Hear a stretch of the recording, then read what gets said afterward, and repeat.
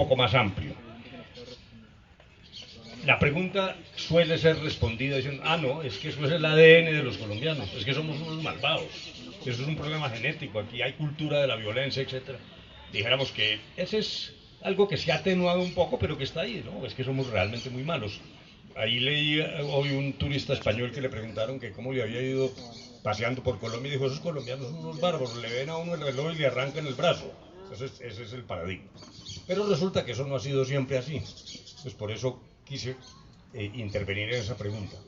Terminada la guerra de los 1000 días, el número de homicidios en Colombia por cada 100.000 habitantes era el 6 por 100.000. Es decir, estaba por debajo del promedio de las cifras europeas. Luego, el tema del ADN no es cierto. Por lo menos hay momentos en que no ha sido cierto. Pero vamos más adelante. Empieza la fase de la llamada violencia, la violencia liberal conservadora, que por antonomasia la llamamos la violencia, ¿cómo será la vaina? Pero no nos podemos olvidar de algo. Pactado el Frente Nacional, bajó dramáticamente la cifra de homicidios, que estaba en 90 por 100.000 y llegó a 25 por 100.000, que incluso es parecida a la cifra nacional que tenemos hoy, que todavía es muy alta, claro, eso no se puede ocultar, pero que significó de todos modos, por decisiones de carácter político, una rebaja que desafortunadamente coincidió con el surgimiento pues, de la guerrilla político-social y con todo lo que ha venido pasando después. Y evidentemente el narcotráfico es una de las claves, pero con esto lo que quiero significar es que tampoco es la única, porque esto ha tenido variaciones. En resumen, ni somos el hombre violento de Neandertal, ha habido épocas de paz, hoy hay territorios en paz en Colombia. Por ejemplo, hay un corregimiento que se llama Tobía Grande. Tobía Grande fue tomada por las FARC y fue imperio de las FARC durante más de una década. Con lo que ha ocurrido últimamente y con el acuerdo, etc., hoy es un territorio libre de violencia. A veces voy a tomarme una cerveza allá en la plaza y se me arrima el inspector de policía y me dice, no, yo aquí no tengo nada que hacer, aquí no hay delitos, pero no está hablando solo de guerrilla, no, aquí no hay delitos. Y esa es una población que se dedicó a fomentar estos deportes extremos. Luego dijéramos, es muy curiosa porque uno habla con los pobladores y no es la monserga de decir, es que el gobierno me tiene abandonado, etcétera, no.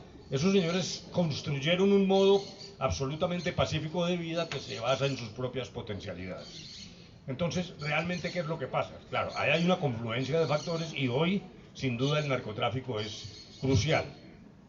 Pero también la pregunta, y la pregunta tuya, enfocó otro aspecto de la discusión, que es las causas de la violencia guerrillera. Recordemos que un coterráneo de ustedes, Belisario Betancur, fue el primero, a nivel oficial, que habló de las causas objetivas. Entonces Belisario decía, no, la violencia es producto del hambre, o sea, más o menos la tesis tuya. Lo cual tiene un porcentaje de verdad, pero tampoco es la única verdad. Si uno se remonta, por ejemplo, a los orígenes de las FARC, inicialmente fue un movimiento que ellos mismos se denominaban de autodefensa campesina. Era una... Hoy hasta uno se pregunta con tristeza si era tan fácil haber arreglado eso, pienso yo. Pues era un problema de unos marranos y unas gallinas que lo dijo Tiro Fijo. Pues. Y entonces vino las repúblicas independientes, arrasaron militarmente, pero no pudieron, la guerrilla se movió, bueno, todo lo que sabemos.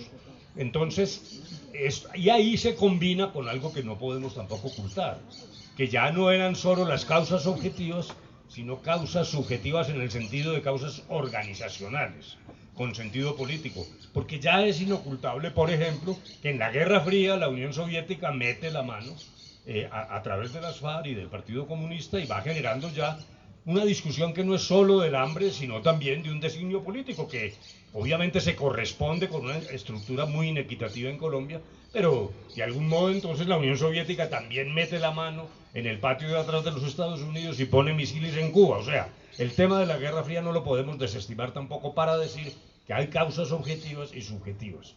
Luego me parece que la respuesta es, tenemos una sociedad rota, lo que teníamos de tejido social lo hemos venido destruyendo, insisto, incluso el sistema educativo nos está separando en vez de unirnos y que necesitamos tener otro punto de encuentro.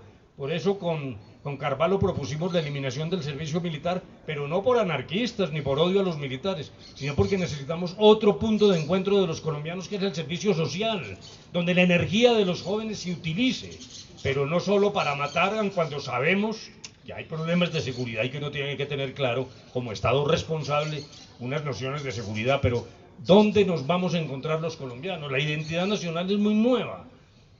Yo digo casi por chiste que empezamos a ser colombianos. Al principio era el sistema educativo, pero finalmente eso se rompió, vino la violencia liberal conservadora, los conservadores lo que dijeron es, no, ahí eso se llenó de masones y de anarquistas, luego se rompió la unidad que brindaba y la identidad que brindaba el sistema educativo. Casi que somos colombianos, los más viejitos vamos a entender esto, o con el programa El Minuto de Dios o con la Selección Colombia. ¿Cuándo más somos realmente colombianos? Yo creo que por eso todo ese esfuerzo, esa energía, perdón, de la juventud hay que volcarla, sin perjuicio de la necesidad de tener fuerzas militares y de policía, claro, eso no se discute.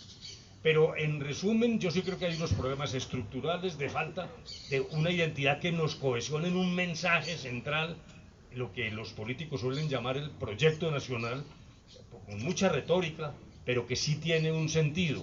Incluso Álvaro Gómez hablaba del acuerdo sobre lo fundamental. El problema es que cuando uno le pregunta, bueno, ¿vos estás de acuerdo con el acuerdo sobre lo fundamental? Sí, ¿y cómo es? Entonces cada quien da su respuesta, no la respuesta pensando en nosotros, y yo creo que esa puede ser una de las claves para responder esa pregunta. Bueno, mil gracias, porque creo que ya estamos terminando, ¿no?